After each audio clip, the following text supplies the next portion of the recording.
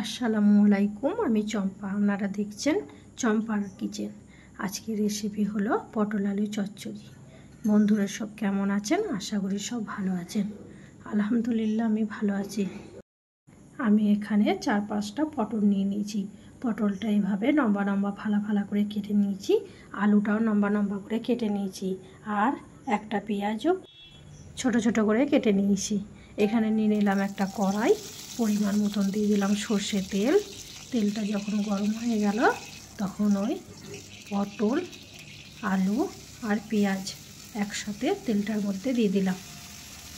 ভালোভাবে এইভাবে নেড়ে চেড়ে নিলাম। 2-4 বার আমি এইভাবেই নাড়ব। নিয়ে পটল, আলু আর পেঁয়াজ একসাথে ভেজে নেব। দিয়ে দিলাম এখানে স্বাদ মতন নুন। নুনটা দিয়ে আমি আবারও নাড়ব। নাড়তে নাড়তে যখন আলু পটলটা একটু ভাজা ভাজা হবে, দিয়ে দিলাম এখানে 1 চামচ হলুদ গুঁড়ো, লঙ্কা গুঁড়ো, জিরে গুঁড়ো আর ধনে গুঁড়ো দিয়ে ভালোভাবে মশলাটার সাথে আলুটা দিয়ে ভালোভাবে কষিয়ে নেব। 2-4 বার এইভাবেই নেড়ে চেড়ে কষাবো।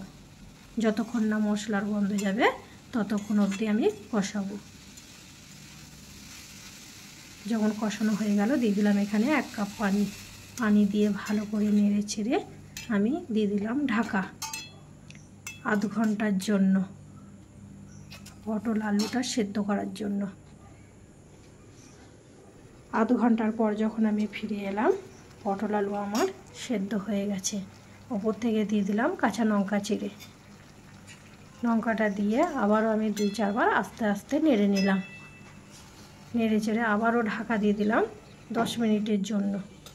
10 মিনিট পর যখন আমি ফিরে এলাম তখন আমার পটল আলু একসাথে সেদ্ধ হয়ে গেছে আর এইভাবেই পানিটা মরে গেছে।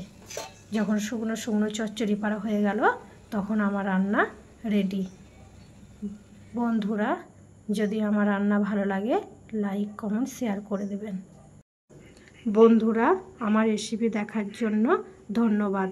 আজকের রেসিপি ছিল পটল আলু চচ্চড়ি। খুদা হাফেজ।